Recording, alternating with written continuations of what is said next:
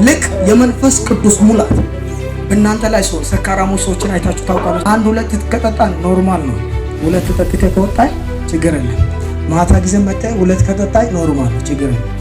የሆነ ሰዓት መጣህ ሁለት ከጠጣህ ኖርማል። ግን ይሄ 6ቱና 7ቱ አንድ ቦታ ቁጭ ብለህ መገልበጥ ከጀመርክ ረጅም ሰዓት ከጠጣ በኋላ መጠጡ አይምሮ መቆጣጠር ነው። ከዛ በኋላ ሰውየው ይሞትና መጠጡ ማውራት ይጀምራል።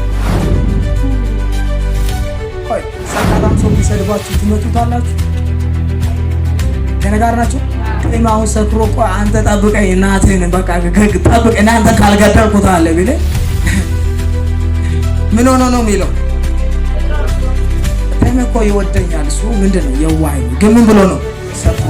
ቢኮዝ የተቆጣጠረው መጠጡን ጠጡ ውስጡ የገባ ሰዓት ላይ ግን ሰውየው የራሱን አቅም አይደለም የሚናገረው፣ የመጠጡን አቅም። መንፈስ ቅዱስ ወደ ውስጣችሁ ሲመጣ የራሳችሁን አቅም አይደለም የምትናገሩ፣ የእሱን አቅም። ከመንፈስ ቅዱስ ሙላት የተነሳ ውስጥሽ ላይ ያለ ሰማሪ ወደ አደባባይ ይወጣል። ውስጥ ላይ ያለ ስብከት ወደ አደባባይ ይወጣል። በዚህ ዓመት የተባረከ ሰው ትሆናላችሁ። መጽሐፍ ቅዱስ የያዛችሁ የሐዋርያት ሥራ ምዕራፍ 7 ቁጥር 55 በጌታ ስም አነባለሁ። በጌታ ስም እንሰማለን። መንፈስ ቅዱስም ተሞልቶ ወደ ሰማይ ትኩር ብሎ ሲመለከት የእግዚአብሔርን ክብር ኢየሱስንም በእግዚአብሔር ቀኝ ቆሞ አየና፣ እነሆ ሰማያት ተከፍተው የሰው ልጅ በእግዚአብሔር ቀኝ ቆሞ አያለው አለ። ኢየሱስ ጌታ። ዛሬ ስለ መንፈስ ቅዱስ ሙላት ነው ማወራችሁ። ግን አንድ ነገር ይሆናል። በመንፈስ ቅዱስ የሰከሩና የተሞሉ ሰዎች ይነሳሉ። አሜን። አረ ረገጥ አርጋ አሜን በል። አሜን። እኔ በሉስ የሚሰራው ነገር የሚያገለግለው አገልግሎት መራመደው እንቅስቃሴ ከዚህ በኋላ በስ በመንፈስ ቅዱስ ሙላት ውስጥ ሆኜ እመላለሳለሁ። ከዚህ ምሽት በኋላ ንግግሮቻችሁ መቀየር ይጀምራሉ። እርምጃዎቻችሁ መቀየር ይጀምራሉ። ቢዝነሳችሁ መቀየር ይጀምራል። እሞላለሁ በሉ። መንፈስ ቅዱስ ሙላት ሲባል ግማሹ ለአገልጋዮች ብቻ እየተሰጠ ይመስለዋል። ስለ መንፈስ ቅዱስ ሙላት ገና ስነሳ የሆነ ሰው ለአገልግሎት ብቻ የሚጠቀመው ይመስለዋል። አስቡ፣ እስጢፋኖስ እዚህ ጋር የሚናገረው ስለ እስጢፋኖስ አንድ የሚደንቅ ቃል አለ። ወደኋላ መለስ ብላችሁ ስለ እስጢፋኖስ ሲታዩ እስጢፋኖስ የተመረጠው ምግብ ለማብሰል ነበር። ግን ምግብ ለማብሰል ሲመረጥ አንድ ነገር ተጠየቀ። በጥበብ በመንፈስ የተሞላ ሰው ለኛ መብልን ሊያዘጋጅ ይገባላል። አስቡ፣ ሰዎች በተሰበሰቡበት እስጢፋኖስ የብልጫን መንፈስ ያገኘበት ምስጢር ምንድነው ካላችሁ፣ እስጢፋኖስ ጋር ሲተዱ ቀን በቀን በመንፈስ ቅዱስ ኃይል ይመላለስ ነበር። ቀን በቀን ንግግር ሲያደርግ በመንፈስ ቅዱስ ሙላቱ ነው። የሆነ ቦታ ሲሄድ በመንፈስ ቅዱስ ሙላቱ ነው። ምግብ አብስል ሲባል እንኳን ራማካታላ ባህዳካፋ ያለ ነው የሚያበስለው። በመንፈስ ቅዱስ ሙላት ውስጥ ሆኖ ነው የሚያገለግለው። እስጢፋኖስ የቆመው በፍርድ ቤት ሸንጎች ፊት ለፊት ነው። አስቡ፣ ለክስ ቀርቦ ያንተ ክስ ምንድነው? እንደዚህ ያልክ ነው። እንደዚህ የሚል ክስ ቀርቦባል። መከላከያ አቅርብ ሲባል እስጢፋኖስ መጀመሪያ ያደረገው ነገር አንድ ነው። በመንፈስ ቅዱስ ተሞልቶ አሜን። ስራ ከመውጣታችሁ በፊት ሙላቱን ጸልዩ። የሆነ ቦታ ከመሄዳችሁ በፊት የመንፈስ ቅዱስን ሙላት ጸልዩ። መንፈስ ቅዱስ ሆይ በዛ ጉዳይ ላይ እንድትሞላኝ ጸልያ። ሻዳ ካታራ ባሃታ ሪፓኮሳ ካታ ላቭራዲያኖ ኮቫይ መንፈስ ቅዱስ ሙላት ለአገልግሎት ብቻ የሚጠቅም አይደለም፣ ለቢዝነሳችሁ ይጠቅማል። በመንፈስ ቅዱስ የተሞላ ሰው በመናፍስ ቁጥጥር ውስጥ መግባት አይችልም።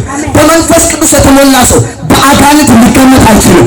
በመንፈስ ቅዱስ ሙላት ውስጥ ያለ ሰው በሰው ሊገመት አይችልም። እኔ ዛሬ የሚጸልየው አንድ ጉዳይ አለ። ለሆነ ሰው ይሄ ሙላት ይሆንለታል። ለሆነ ሰው ይሄ ሙላት ይሆንለታል። ከዚህ በኋላ በልሴ ሲወጣ በልሴ ተሞልቼ እወጣለሁ።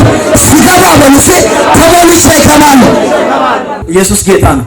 አንድ ሰው ከአንድ ሰው ጋር ለመጣላት ሲያስብ አንድ ሆርሞን አለ ውስጡ ላይ የንዴት ሆርሞን። እሷ መነሳት ስትጀምር ነው እቺ የንዴት ሆርሞን ስትንቀሳቀስ ነው ሰውየው ድፍረት የሚያገኘው። አንድ ቀላል ጥያቄ ልጠይቃችሁ። ና እስቲ እግዚአብሔር ስና ኢየሱስ ጌታ ነው። ተመስገን ይባላል። ላስተዋውቃችሁ ቆም እዚህ ላይ ኢየሱስ ጌታ ነው። ማን ይባላል? ተመስገን ይባላል። አንድ ቀላል ጥያቄ ልጠይቅ። ከዚህ እንትን ላይ ዝለል ብል ትዘላለህ።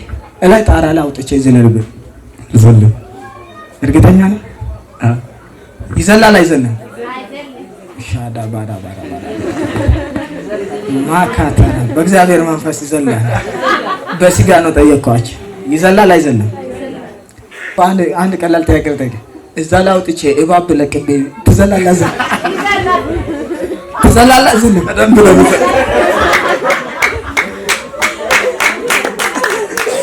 ሰው ኢንኬዝ እንኳን ያው ስለ ሙላት ጥቅም ላወራችሁ ፈልጌ ነው። እንደ ድንገት የሰማችሁ ነው። እንደው መዝለል ችሎ ቢዘል ነገ ጠዋት ወገሻ ጋር ታገኙታላችሁ። ወይኔ ግሬን ይላል ጠዋት ተነስ ኡፍ ኡፍ ምን ሆነ ነው? አይ ትናንት እኮ ዘልዬ ኡፍ ይላል። እንደ ሽማግሌ ያልሄደ ኡፍ ኡፍ ኡፍ ይላል። ልክ ነው አይደል? እንደ ድንገት እንኳን ቢዘል ወይ እግሩን አሟለ እባብ በለቅበት ሆርሞን አለ ውስጡ ላይ የሚነሳ እሱን የሚያጠነክር ሆርሞን አለ። ከላይ ይዘላል። ይሄ ኦልሞስት ከዚህ እንደሚዘል ነው የሚሆንለት። ዘሎ ብቻ የሚተው መሰላችሁ? እባቡ እንዳይከተለው እንደገና ይሮጣል። ልክ ነኝ አይደለ? ለምን የሆነ ውስጡ ላይ የተነሳ ሆርሞን አለ። የእግዚአብሔር መንፈስ ወደ ውስጣችሁ ሲመጣ እንደዛ ነው። ትላልቅ ተራራዎችን መስለል ትጀምራለህ። ትላልቅ ችግሮችን መስለል ትጀምራለህ። ወደ ከፍታ መውጣት ትጀምራላችሁ። እኔ ለሆነ ሰው ዛሬ ልናገር ነው በኢየሱስ የሆነ ሰው ላይ ይሄ ሙላት ይመጣበታል።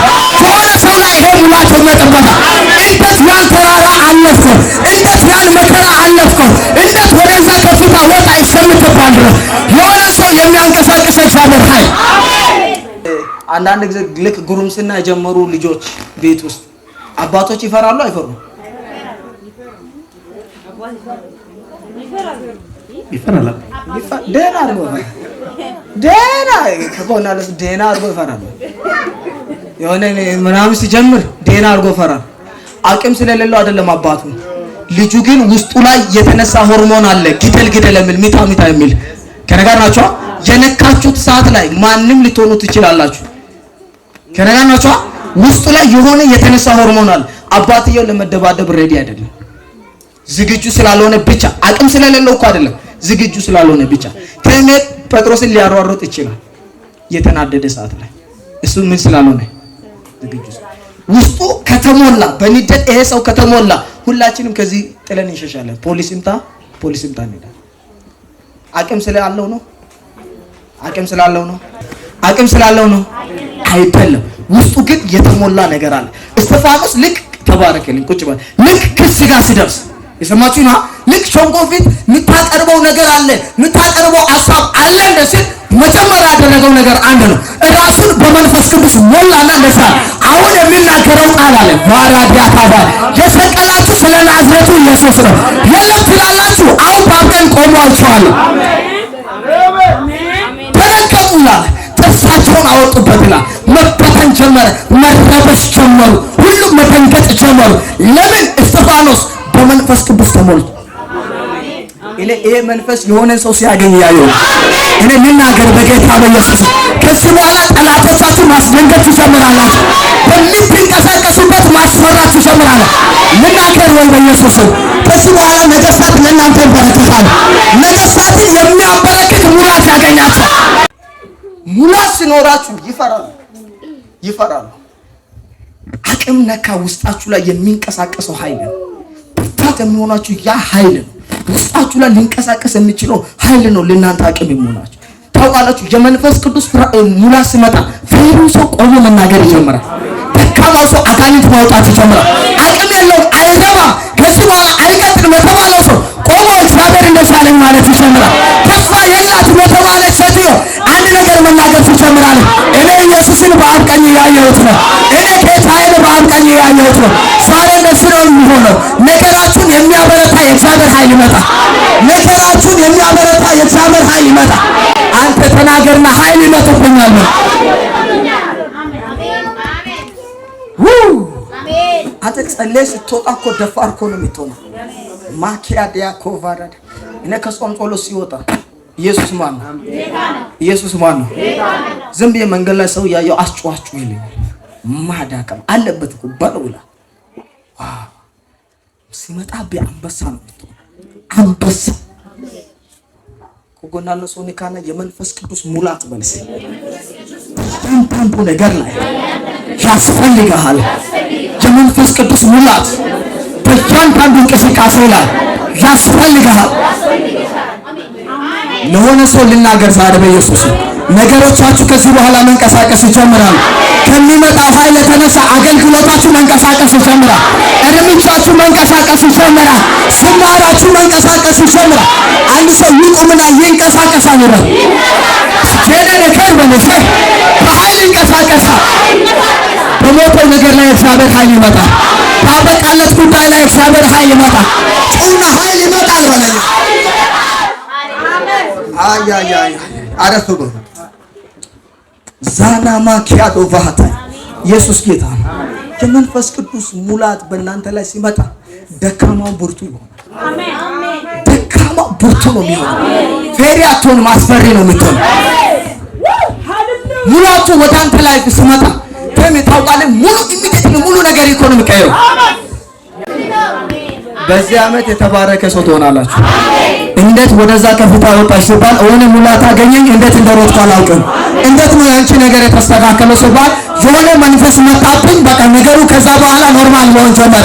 እንዴት አገልግሎት ጀመርሽ ሲባል አላውቅም፣ ብቻ እየጸለይኩ የሆነ ኃይል መጣ ውስጤን ሞላ። ከዛን ቀን በኋላ መተንበይ ጀመርኩ፣ አጋንንት ማውጣት ጀመርኩ።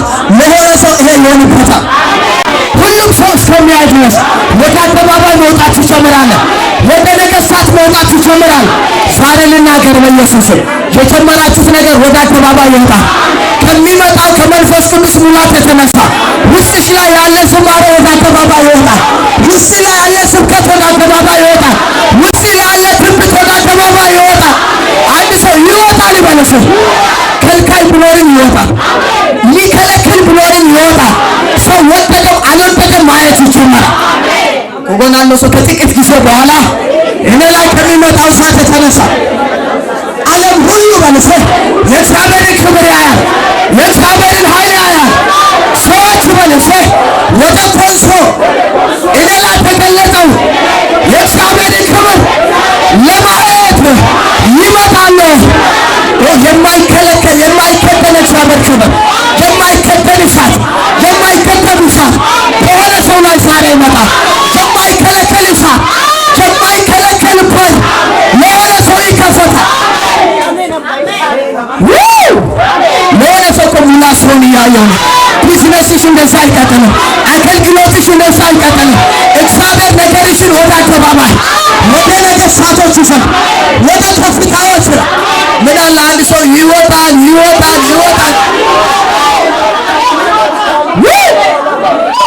ልናገር ታቆማለሽ እያሉ አትሄድም እያሉ ትሰጋለች እያሉ ትከስራለች እያሉ አትቀጥልም እያሉ ከሚመጣው ኃይል የተነሳ የሆነ ሰው ነገር ወደ ከፍታ ይሄዳል።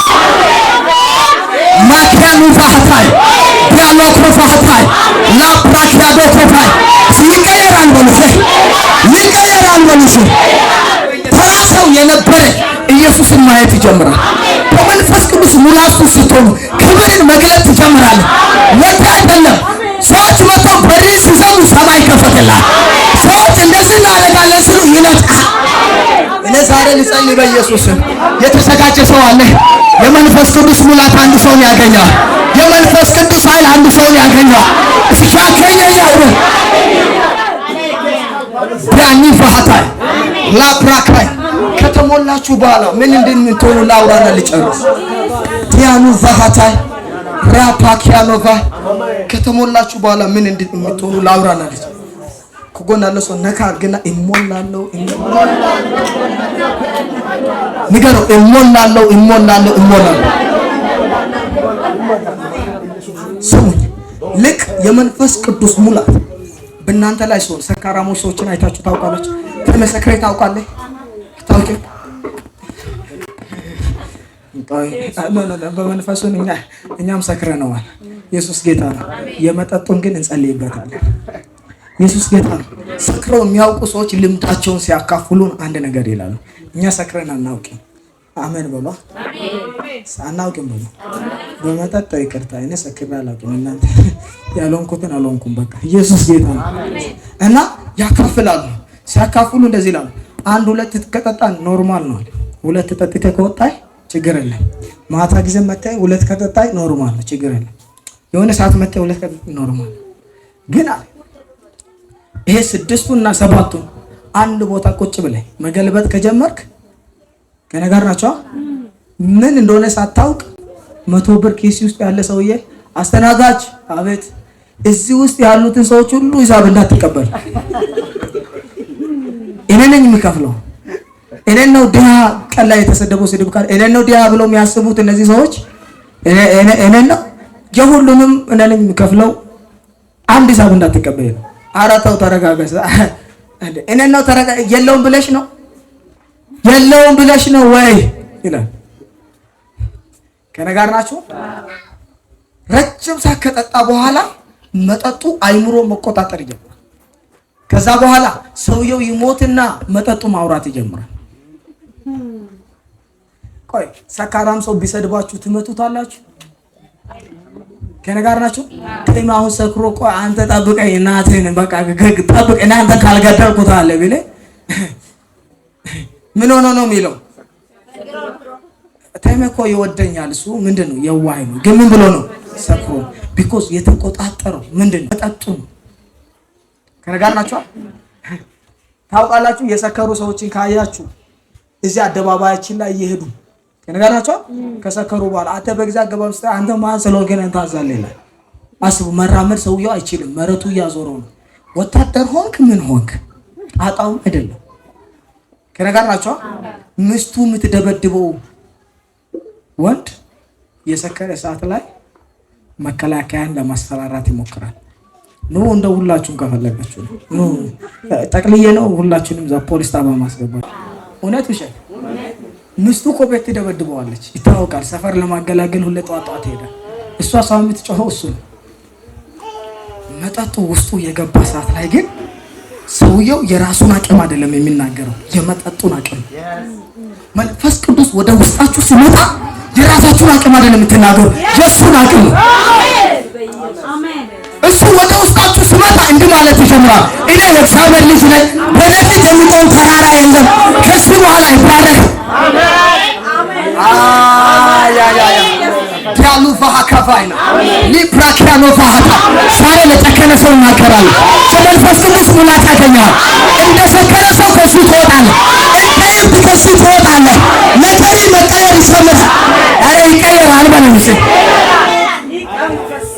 ለዛ መጽሐፍ ቅዱስ ሲናገር እንደዚህ ነው፣ በመንፈስ ተሞሉ እንጂ በወይን ጠጅ ምን አትበሉ አትስከሩ። ለምን ወይን ጠጅ እናንተን የሞላ ሰዓት ላይ እናንተ ትሞቱና ጠጁ ነው የሚሆነው። ከነጋር ናችሁ። የሚጠጡ ሰዎች እኮ ደነቅባቸዋለሁ። ጠጥተው ጥሩ ቦታ የሚሄዱ መሰላችሁ? ቦይ ውስጥ ይተኛሉ፣ ደጅ ውስጥ ጣጣቸውም አይደል ቀጥ ዝም ብለው ይተኛሉ። ማን ምን አመጣል ይላል። ይሄን ቤት ነው መረተ መንግስት ነው ይላል። ምንም ጣጣ የለውም። የሚናገረው ነገር ሁሉ ውስጡ የገባው። ለዛ ነው እስጢፋኖስ በነገስታት ፊት ሲቆም አንድ ነገር አለ እንደ እብድ። ይሄን ኢየሱስ ታቆማለህ አንተ ኢየሱስ ትላለህ ሲባል እንደው እነግራቸዋለሁ አለ። ሻዳ ባራካፋይ አሁን እናንተ ቅድም ሞቷል ያላችሁት በቄሱ ላይ እንዳነበባችሁት የናዝሬቱ ኢየሱስ አልተነሳም ያላችሁት የናዝሬቱ ኢየሱስ ራሱን በአቀኝ ቆሞ አየዋለሁ። አሜን። ለምንድን ነው እንደዚህ ያለው ካላችሁ ውስጡ ከገባው መንፈስ የተነሳ። መንፈስ ውስጥ ሲገባ ደፋር ነው የምትሆነው። ውስጥሽ መንፈስ ሲገባ ስለ ኢየሱስ ማውራት ይጀምራል። ውስጥሽ መንፈስ ሲገባ አቅም ይሆንሻል። ከጎን ያለውን ሰው አየት አድርገውና እስካሁን ዝም ያልኩት ለሆነ ነገር ነው። ከዚህ በኋላ እኔም አልናገርም። ውስጤ ከሚመጣው ኃይል የተነሳ ውስጤ ከሚመጣው ሙላት የተነሳ ከዚህ በኋላ በአደባባይ ለምሳሌ ስናገር ታገኘኛለህ፣ ስተነብይ ታገኘኛለህ፣ አጋንንት ሳስወጣ ታገኘኝ። ለሆነ ሰው ይሄ ይሆንለታል። ለሆነ ሰው ይሄ ይሆንለታል። ለሆነ ሰው ይሄ ይሆንለታል። ይሄ የመንፈስ ቅዱስ ሙላት አገኛችሁ።